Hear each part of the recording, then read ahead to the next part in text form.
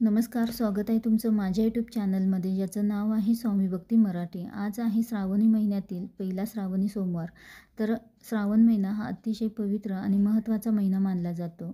श्रावण महिना हा भगवान शिवांना समर्पित असतो आणि त्यामुळेच या महिन्यामध्ये भगवान शिवांच्या जास्तीत जास्त सेवा आपल्याला करायच्या असतात. मोक्षप्राप्तीसाठी भगवान शिवांची आपल्याला जास्तीत जास्त सेवा करायची असते. श्रावण महिन्यामध्ये भगवान शिवांचे तत्व हे पृथ्वी तलावर खूप जास्त प्रमाणामध्ये जागृत असतं आणि त्यामुळेच त्यांच्या जास्तीत जास्त सेवा आपल्याला करायच्या असतात. तर आज पहिल्या श्रावणी सोमवारी आपण काय करावे, काय टाळावे, त्यासोबतच पितरांसाठी देखील आपल्याला एक सेवा करायची आहे. तर ती कोणती आणि कशी करावी, तर याबद्दलची संपूर्ण माहिती आपण या व्हिडिओमध्ये बघणार आहोत. तर व्हिडिओ स्किप न करता संपूर्ण बघा आणि जे कोणी नवीन असेल या चॅनलवरती तर सबस्क्राईब करा.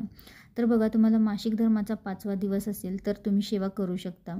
तसेच तुम्ही गरोदर असाल तरीही तुम्ही सेवा करू शकता. अगदी 9व्या महिन्यापर्यंत देखील तुम्ही सेवा करू शकता. फक्त 7व्या महिन्यानंतर तुम्ही मंदिरामध्ये जाऊ शकत नाही. तर का मंदिरामध्ये जाऊ नये, तर बघा, मंदिरामध्ये नागाची प्रतिमा असते आणि असे म्हटले जाते की नागाची दृष्टी बाळाच्या गर्भावर पडली तर बाळाला कालसर्पदोष लागू शकतो आणि त्यामुळेच 7व्या महिन्यानंतर मंदिरामध्ये जाऊन तुम्ही सेवा करू नये. तर त्यासाठी तुम्ही घरच्या घरी सर्व सेवा या पठण करू शकता.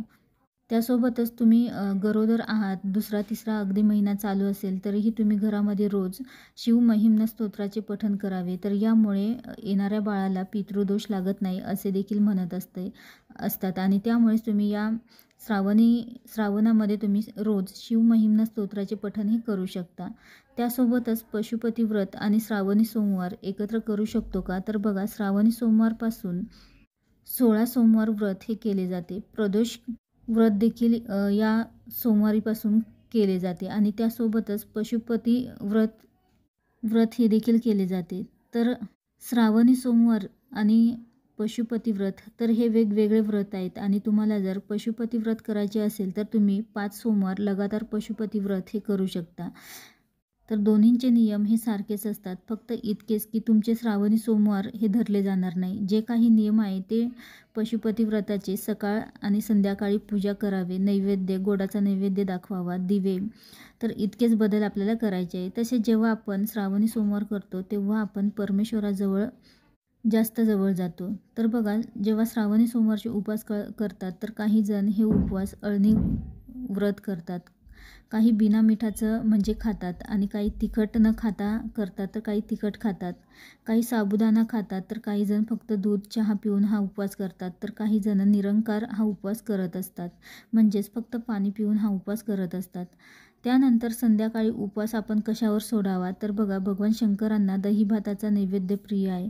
तर त्यासाठी तुम्ही संध्याकाळी भगवान शंकरांना दही भाताचा नैवेद्य दाखवावा आणि त्यामध्ये साखर टाकू नये आणि तो नैवेद्य दाखवल्यानंतर थोडा वेळ त्यांच्या समोरच ठेवावा आणि त्यानंतर तो उचलून तो नैवेद्य तुम्ही खावा आणि त्यानंतर वरण भात, भाजी, चपाती जे काही तुम्ही बनवलं असेल तर ते तुम्ही खावे. त्यासोबतच तुम्हाला संकल्प करायचा असेल तर संकल्प देखील करू शकता. नाहीतर तसं देखील तुम्ही संकल्प न करता देखील तुम्हाला ज्या होतील त्या सेवा तुम्ही करू शकता. श्रावण महिना हा खूप पवित्र महिना आहे आणि काही जण या महिन्यामध्ये निरंकार उपवास करतात, यथाशक्ती उपवास करतात. तर तुम्ही श्रद्धेने अगदी उपवास करा, नक्कीच त्याचं फळ तुम्हाला मिळेल. तुम्हाला मासिक धर्म असेल तर तुम्ही सेवा या श्रवण करू शकता. कोणाचा या दिवशी अपमान करू नका, कोणाला देखील वाईट बोलू नका. तर यामुळे तुम्ही केलेल्या सेवेचं फळ मिळणार नाही. जास्तीत जास्त सेवा आपल्याला करायची आहे, नामस्मरण करायचे आहे. तसेच या श्रावण महिन्यामध्ये रोज पितरांची देखील सेवा करावी. तर पितृस्तोत्रमचे पठण करावे. सकाळी उठल्यानंतर देवाची सेवा करण्याआधी आपल्याला पितरांची सेवा करायची असते आणि असं म्हणायचं आहे की माझी जी काही सेवा आहे तर ती माझ्या पितरांसाठी आहे आणि त्यामध्ये पितरांच्या सेवेमध्ये येतं ते पहिलं म्हणजे पितृस्तुती स्तोत्रम आणि दुसरं 12 ज्योतिर्लिंग स्तोत्रम. तर हे आपल्याला पठण करायचे आहे. आपण जेव्हा माहेराहून सासरी येतो तर तेव्हा माहेराहून आपण पितृदोष आणि इतर देखील दोष घेऊन येत असतो. तर स्त्रियांना पितृदोष हा माहेराकडील देखील लागला असतो. आपल्याला 3 पिढ्यांपर्यंत दोष हे लागतात आणि मग हा दोष कमी व्हावा त्यासाठी आपल्याला या श्रावण महिन्यामध्ये भगवान शिवांची जास्तीत जास्त सेवा करायची आहे आणि त्यासोबतच आपल्या पितरांची देखील सेवा करायची आहे. आपले पितर जिथे असतील तिथे सुखरूप असावे आणि त्यासाठी आपल्याला ही सेवा करायची आहे. तर सुरुवात आपल्याला 12 ज्योतिर्लिंगापासून करायची आहे. तुम्हाला पितृदोष असो किंवा नसो तरीही आपल्याला सेवाही करायची आहे. यामुळे तुमचा पितृदोष कमी होण्यास मदत होईल आणि त्यामुळेच या सर्व सेवा तुम्ही या श्रावण महिन्यामध्ये कराव्या. तर अजून 3 श्रावणी सोमवार आहे, तर तुम्ही या 3 श्रावणी सोमवारी केव्हाही तुम्ही या संपूर्ण श्रावण महिन्यामध्ये जेव्हा जमेल तेव्हा तुम्ही या सेवा कराव्या.